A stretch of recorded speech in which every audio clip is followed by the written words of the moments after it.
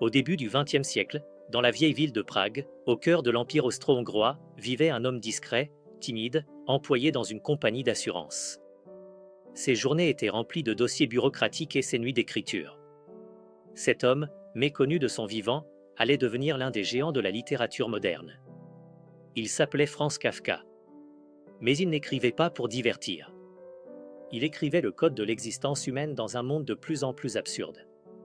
Il a inventé un nouveau terme pour décrire notre anxiété, le kafkaïen. Père, un jour tu m'as demandé pourquoi j'avais peur de toi. Je n'ai pas su répondre. Aujourd'hui, j'ai la réponse. Ton monde m'écrasait. Ta voix forte, tes décisions sans appel, tes moqueries face à mes écrits. J'étais un enfant fragile, perdu, face à ta forteresse. Sa relation avec son père, Hermann, a façonné l'univers intérieur de Kafka. Elle fut la source d'une culpabilité et d'un sentiment d'infériorité permanent qui devinrent plus tard le carburant de son œuvre.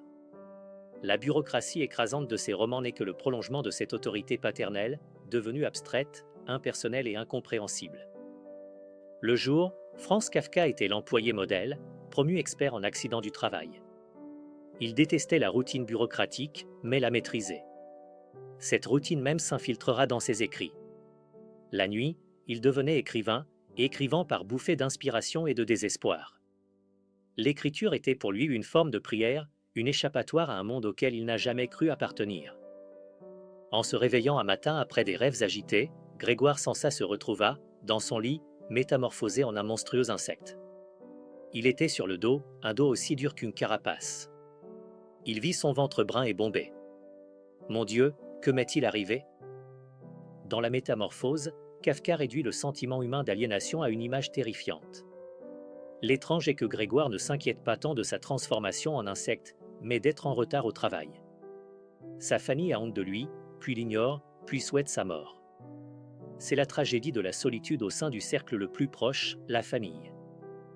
Dans ses romans inachevés Le procès et le château, le kafkaïen atteint son paroxysme. Joseph K. dans le procès est accusé d'un crime qu'il ignore et jugé par un tribunal invisible. Il tombe dans un labyrinthe de règles incompréhensibles. K, le protagoniste du château, tente désespérément d'atteindre le château du pouvoir pour faire valider son emploi d'arpenteur, mais toutes ses tentatives échouent. La bureaucratie chez Kafka n'est pas seulement une critique des institutions. C'est une métaphore de l'existence elle-même. Nous vivons dans un monde dont les lois nous sont imposées sans que nous en comprenions la logique. Le pouvoir existe, il est influx, mais il est lointain, obscur et indifférent. Le vrai combat est celui du sens contre l'absurde. Les relations amoureuses de Kafka étaient complexes et pleines de doutes. Fiancé 2 fois à Felice Bauer, il rompt les fiançailles. Leur correspondance révèle un homme tiraillé entre le désir d'un mariage normal et la crainte que celui-ci ne vole son temps d'écriture. Plus tard, il rencontre Milna Jesenska, sa traductrice, dans une relation tumultueuse. Peu avant sa mort, il vit avec Dora Diamant, qui lui apporte un peu de paix. Mais l'ombre de la maladie, la tuberculose, le suit. Sur son lit de mort, il demande à son ami proche, Max Brod, de brûler tous ses manuscrits. France, mon cher ami, tu m'as demandé quelque chose que je ne peux pas faire.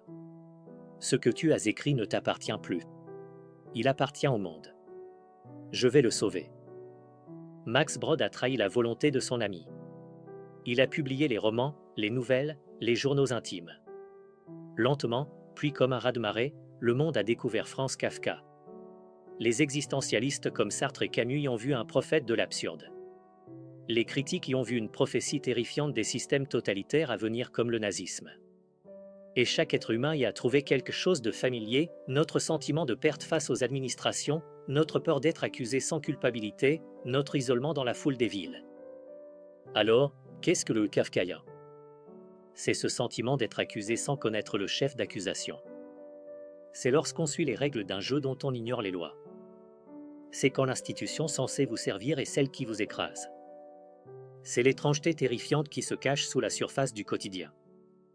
Nous devrions être les livres que nous lisons. Si nous ne pouvons le supporter, nous périrons.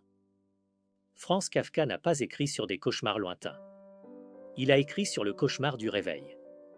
Son monde est le nôtre, concentré, légèrement déformé, pour nous en montrer la vérité terrifiante et parfois absurde. En le lisant, nous nous lisons nous-mêmes à une époque où l'individu n'est plus qu'un numéro dans un dossier, face à des systèmes immenses, et se demande, comme ces personnages, que me veut-on? Et pourquoi?